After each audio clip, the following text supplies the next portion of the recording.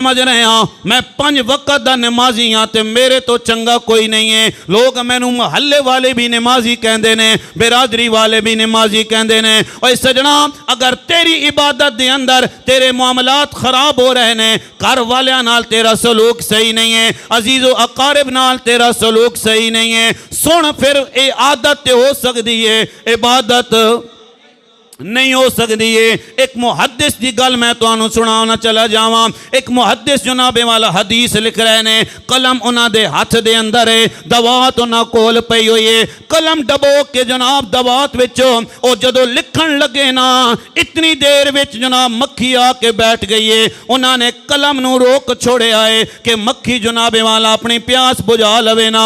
ओ मुहद्दिस जदों दुनिया तो चले गए, किसी ने ख्वाब दे अंदर वेख्या है। और सुनाओ जनाबे वाला बड़ियां हदीसां लिखियां ने, बड़ा वास्ते बड़ी नसीहत की ने, जरा दसो ते सही ना अल्लाह ने की मुआमला कीता है। उन्होंने क्या सारियां नमाज़ां एक पासे ने, सारे रोजे एक पासे ने, मक्के दा हज एक पासे वे, हर सफर एक पासे वे, सारे सदका ते खैरात एक पासे, पर जेड़ा मैं मक्खी दी प्यास नू बुझाया है, अल्लाह ने एदे सदके मेरी बख्शिश और मगफिरत फरमा छोड़ी है।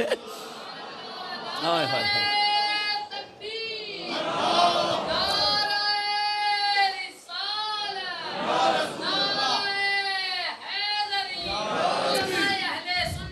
सुनो सुनो, मेरे नबी ने फरमाया चौथी गल, अगे आ जाओ जी, थोड़े थोड़े अगे आ जाओ भाई, आज भी अगे आ जाओ। मेरे नबी ने फरमाया चौथी गल, मेरे नबी ने फरमाया लोगों नू जलील नहीं करना है। बोलो जरा, लोगों नू जलील नहीं करना। अज जनाबे वाला किसी को कर्ज लैन वास्ते जाओ ना, वो अगो 100 गल्लां करदा है जनाब, और मैं ही रह गया तुहानू कर्ज देन वास्ते। ना ना, मेरे नबी ने फरमाया किसी नू जलील नहीं करना है। फिर मुआशरे की गल आ गई है, हुण तवज्जो करियो दोस्तान मोहतरम, अगर अपनी बच्ची कोलो गिलास टुट जाए तो मावां कहंदियां ने ऐ मेरी धीए तेरे भाई होर ले आएंगे, तेरा बाप होर ले आवेगा, लेकिन अल्लाह दी इज्जत और जलाल दी कसम है, अगर ओही गिलास जनाबे वाला बहू कोलो टुट जावे ना ते सस्सां 100 गल्लां सुनांदियां ने, ए तू गिलास भन्नण वास्ते आ गई है, गिलास तोड़न वास्ते आ गई है। ओए ना ना सजना, इस तरह ना करया करना। लोग मैनू फोन करके कहंदे ने कारी साहब मां ते बाप दी शान तुसी बयान कर दे हो, कदे सास और सुसर दी शान भी बयान कर लवो। और सुनो, मेरे नबी ने फरमाया हजरत इंसान दे 3 बाप ने, हजरत इंसान दे 3 बाप ने। मेरे नबी को पूछा गया या रसूल अल्लाह केड़े केड़े बाप ने? मेरे नबी ने फरमाया एक बाप होवे जिसने उसनू पैदा किया है, दूसरा बाप होवे जिसने उसनू लिखना ते पढ़ना सिखाया है, तीसरा बाप होवे जिसने अपने बच्ची नू पाल पोस के जवान करके ओदी शादी करके तेरे हवाले किया है। मेरे नबी ने फरमाया ओ भी तेरा बाप है। अल्लाह दी इज्जत और जलाल दी कसम है, और घरा दे अंदर बच्चियां जनाबे वाला बड़ी चहचहातियां नजर आंदियां ने, लेकिन जदों ससुराल दे अंदर चलिया जांदियां ने फिर 100 ताने मारे जांदे ने, तू ते पिछों ऐ करके आई है, तेरा खानदान सही नहीं है, तू ते जनाब नुकसान करने वाली है, तू ते जनाब मनहूस है। और ना ना सजना, कोई बंदा भी मनहूस नहीं होता है। मेरे नबी ने खुद ऐलान फरमाया है, अल्लाह ने कुरान दे अंदर ऐलान फरमाया है, किसी नू मनहूस ना समझिया करो। अल्लाह फरमा रहा लक़द खलक़नल इंसाना फी अहसन तक़वीम।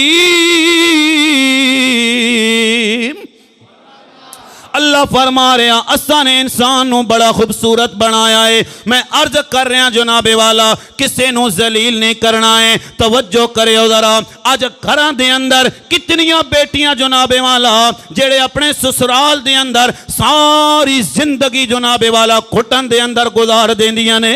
माँ बाप पुछदे ने मेरी बच्चीए दस ना तेरा की हाल है, ते बच्चियां कहंदियां ने बाबा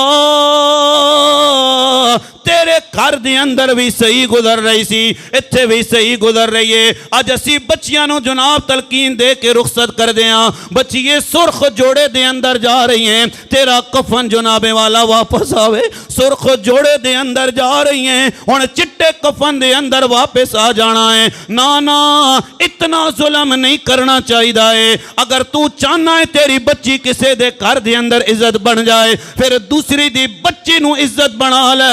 अल्लाह दी कसम है, तेरे बच्चे नू भी मेरा रब इज्जत अता फरमा देवेगा, है कि नहीं। मैं इस मुआशरे की गल कर रहा जनाबे वाला। बाप अपनी बच्ची नू मिलन वास्ते गया है, तो वेख्या बच्ची दे सुर्ख लाल गुलाब होए ने, बच्ची दे जनाब टंग ते भी चोट लगी हुई है। बाप ने पूछा मेरी बच्ची दस ते सही ना की होया है तेनू, ते बच्ची कहती है बाबा कुछ नहीं होया है, मैं सीढ़ियां तो गिर गई बाबा, ए ओदियां चोटां ने। मैं हाथ बन के अर्ज करांगा, ए पूरा मुआशरे दी गुफ्तगू मैं कर रहा, हर बंदे दी अकासी मैं कर रहा वहां। लोग फोन करके कहते ने कारी साहब जरा इस बारे भी बयान कर दे हो ना। मैं हर जगह ते ऐलान कर रहा वहां, और अगर तू किसी दी बच्ची नो अपनी बच्ची समझ ले, अल्लाह दी कसम है अल्लाह तेरी बच्ची नो भी इज्जत अता फरमाएगा।